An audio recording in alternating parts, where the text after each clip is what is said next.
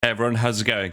So I discovered ISO Toilet has a second channel where he analyzes the multiverse channels, and he's released a video analyzing Valance's latest video. So I thought we'd go on to that.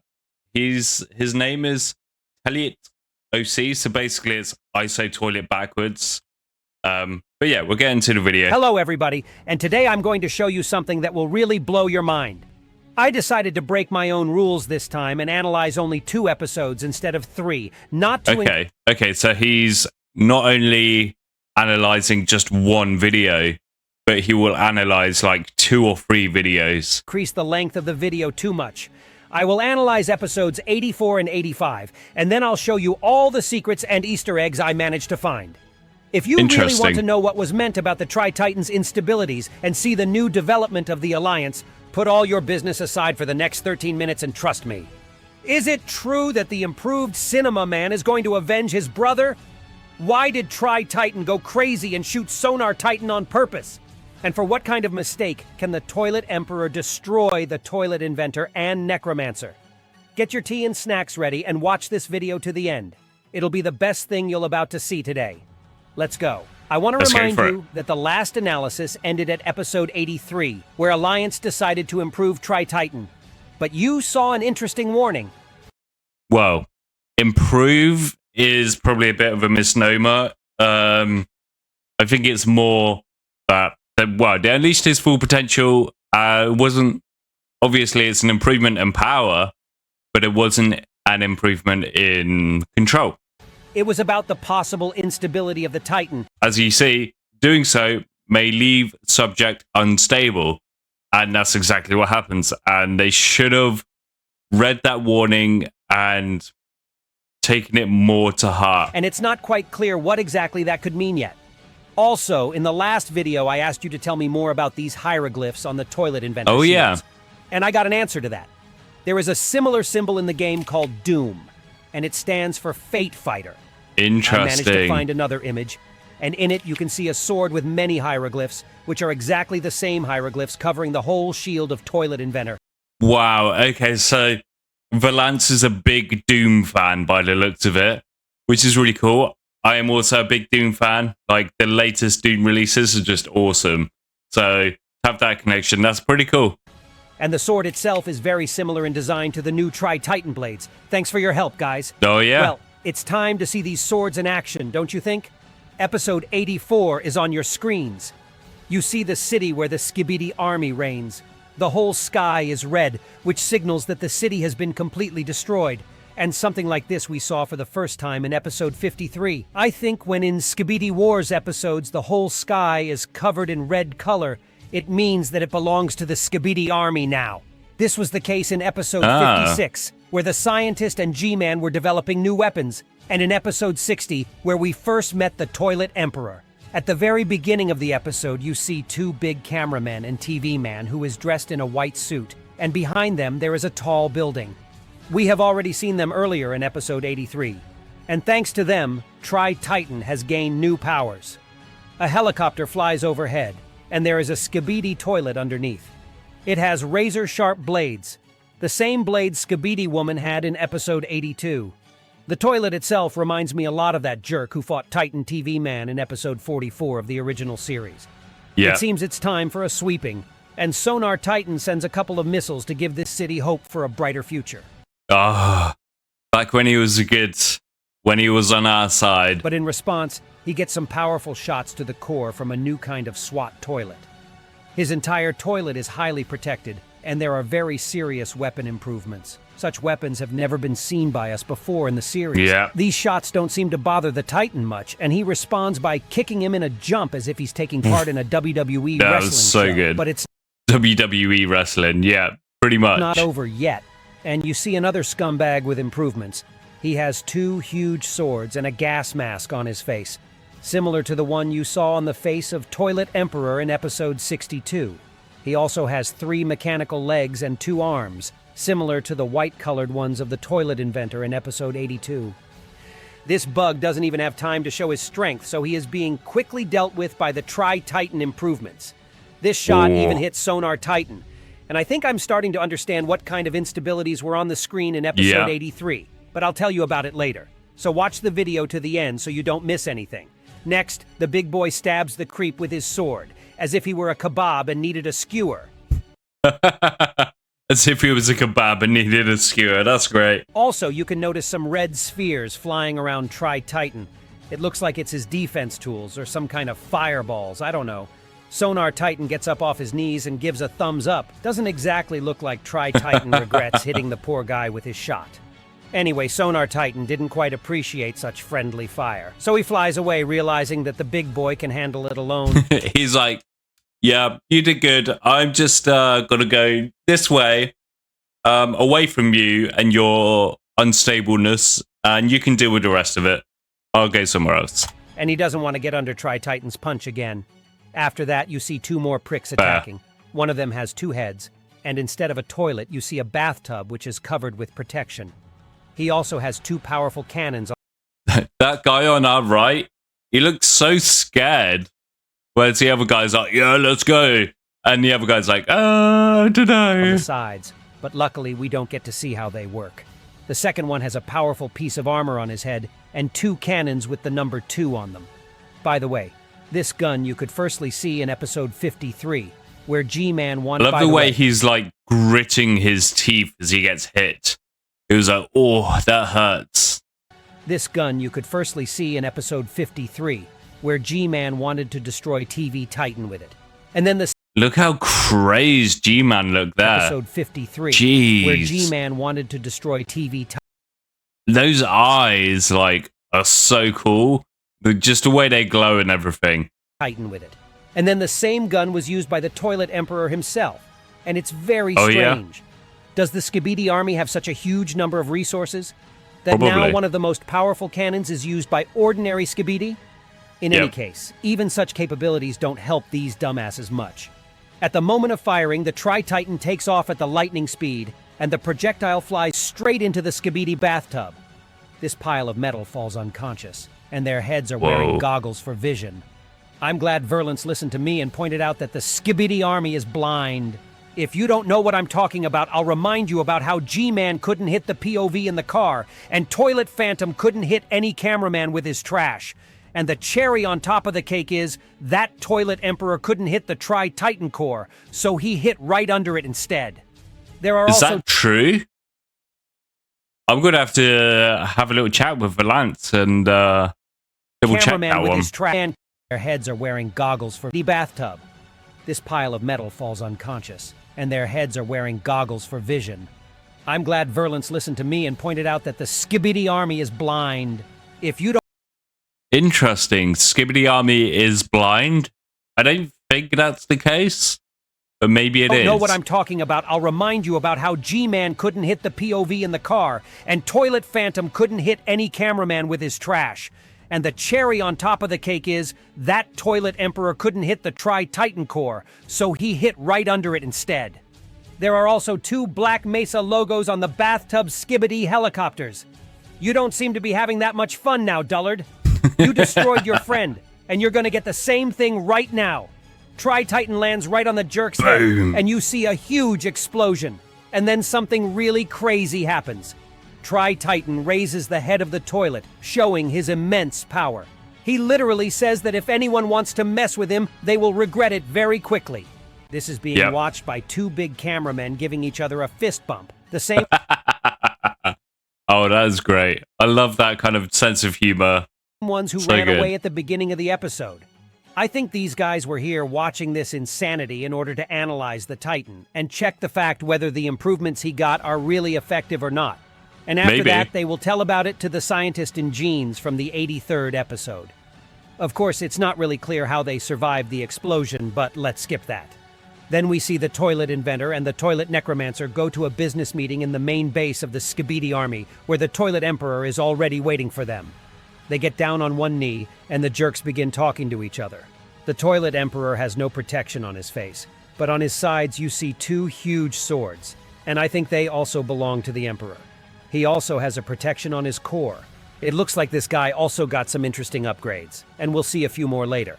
He asks if these assholes know about the Tri-Titan enhancements. And yes, you got it right, guys. If before we didn't know what exactly Skibidi Army was talking about while singing their song, now everything has changed. This is a great solution chosen by Verlance, and thanks to that we can understand more about this multiverse and know about the upcoming plans of Skibidi toilets. This is very cool, bro, so keep it up. Toilet Emperor also has eye protection that resembles normal eyebrows and shoulder protection. Toilet Inventor answers him, and the Emperor blames those two jerks because, if you remember episode 82, those pricks let Tri-Titan fly away and didn't even try to grab him. And because of them, Titan was able to I say Toilet's second channel, I guess I say Toilet's brother, is very angry in this one. There's a lot of swearing, which is pretty funny. return to the base in episode 83 and get his upgrades.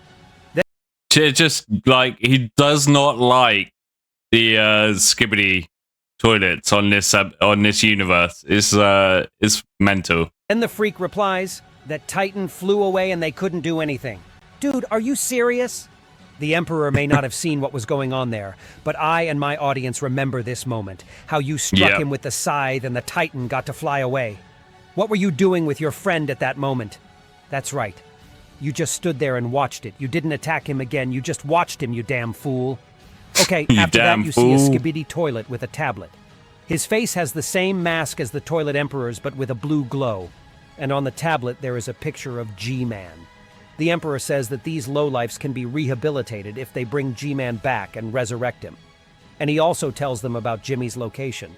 He's at the main Alliance base, and it seems that's where Inventor and Necromancer are headed to. Then the Emperor gives them a final warning, and that if they fail him again, then they will know the eternal agony. And at this point, you see the Emperor's other major upgrade. It's an extra 2 mechanical arms that are much bigger than his main arms. I didn't clock that in that episode. I didn't clock the mechanical arms behind him. Looks epic, but dude, do you really think those 2 extra arms are going to help you deal with an enhanced Tri-Titan?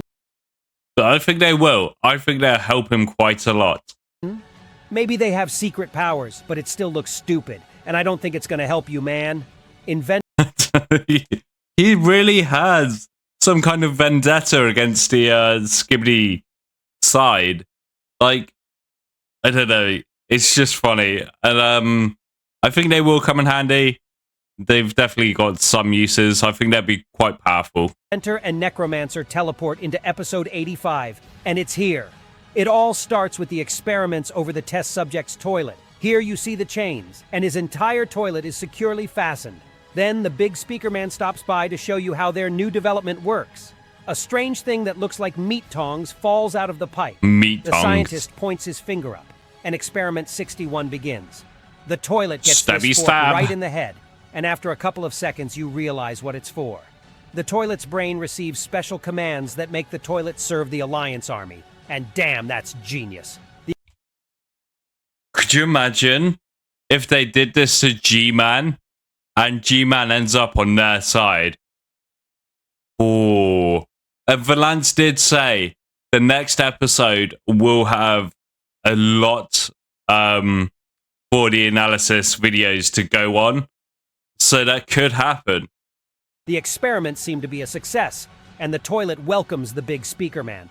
TV Man seems to be thrilled that it was a success and claps. Big cameraman raises his hands in the air in joy. Good job, genius. Most likely this is the lab where G-Man is, and this fork was created specifically to use it on Jimmy and get him to switch to the Alliance side. But it's not that simple though, and the base gets attacked. After that, Microphone Man runs out to check the situation, and you see a big gun. It is not remotely controlled, and it has a special room where most likely there are cameramen who control it. Next to it, there are 2 turrets that launch an attack. We see... I mean, that was also a turret, but it was just a big-ass turret. ...cameramen who control it. Next to it, there are 2 turrets that launch an attack. And they're just smaller we see turrets. 2 huge skull toilets with 3 mechanical legs. Most likely, it is one of the toilets that wanted to attack Sonar Titan in the last episode. But after he was destroyed, the Toilet Necromancer summoned him from the afterlife, so he will have a second chance to strike.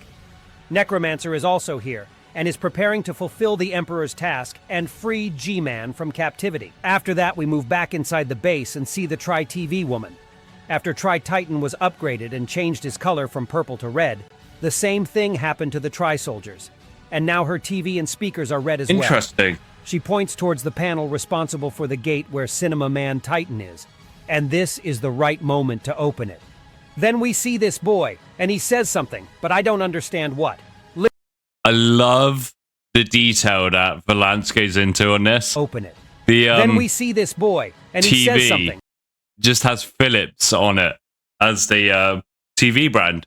Philips was, and still, I think it still is, a really good brand for TVs. But I don't understand what. Listen for yourself.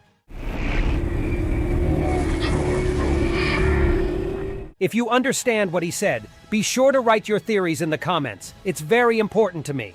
The last time we saw this guy... I didn't get it. Be sure to write... Understand what? Listen for yourself.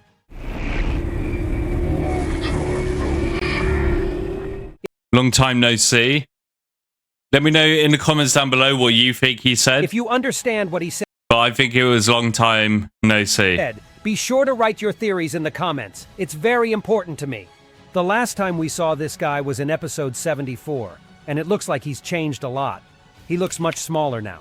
They removed the speaker protecting his core, and the helicopter speakers on his shoulder. Yeah, but look at that core. Like, that is a powerful looking core.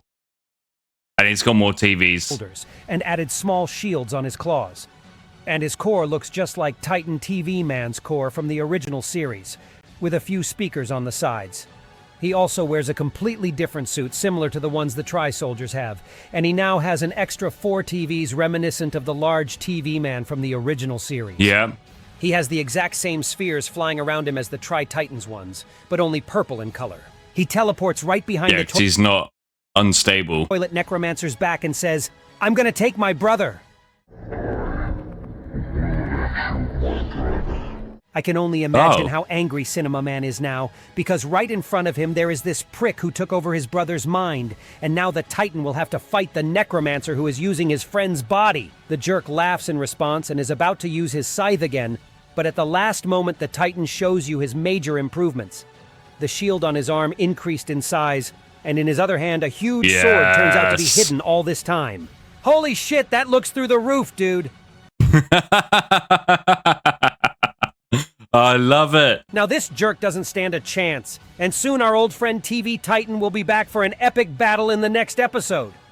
It looks like the scientist gave not only Tri-Titan superpowers, but also this guy, because their enhancements are very similar.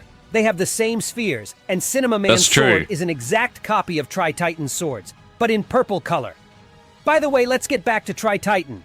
I have a theory about what exactly this message on the screen means. As I said earlier, that Titan often ignored the cameramen and destroyed them along with the Skibidi toilets. This happened in episode 57, where Blood Destroy, and in episode 59. What if this enhancement allows you to improve the Titan, but lose control of it? What if now the Tri-Titan has gone... I mean, we already know that's exactly what happens in the episodes after this. He's lost complete control, and he's just destroying anything that gets in his way. Completely insane and entered the rage phase, because in this state he may not be able to see who is an enemy and who is an ally. This is the reason why he shot both Sonar Titan and Skibidi Toilet in episode 84 without a second thought, and destroyed all the toilets so brutally. Sonar realized that Tri-Titan was out of his mind and decided to get away. Who knows? Maybe if he had stayed there, he would have shared this guy's fate. And instead of his head, there would be Sonar Titan's head. Write your own opinions on... Yeah, that's interesting. Let's see what the comments say, because I think it'd be pretty cool. Never a single bad analysis. As I've stated in a previous analysis, the Toilet Emperor's face is a combines helmet from Half-Life 2, as well as the tablet toilet. These episodes were absolutely amazing. Also, I'd like to quickly point out that Valance's upgraded Titan TV Man design came out before episode 67 of the original. And what does this design have? Well, it has 2 smaller TVs on the shoulders and a purple sword on his right arm. I think Defuk probably got some ideas from Valance. Never a bad analysis. 8 more episodes to go. Your analysis are super fast and accurate. Okay, yeah. So I think he's trying to play catch up by doing like 2 or 3 episodes at a time, and until he reaches, until he catches up with the actual series, and then he will just do 1 at a time, and probably release more videos like I Say Toilet does, like predictions and stuff like that. So yeah, if you enjoyed this reaction, I'd certainly enjoyed this video, by the way. But if you enjoyed the reaction to the video, hit the like button, subscribe if you want to see more. Check out my Twitch and Discord in the links down below. And remember, you guys are my heroes, and I will see you in the next one. Goodbye.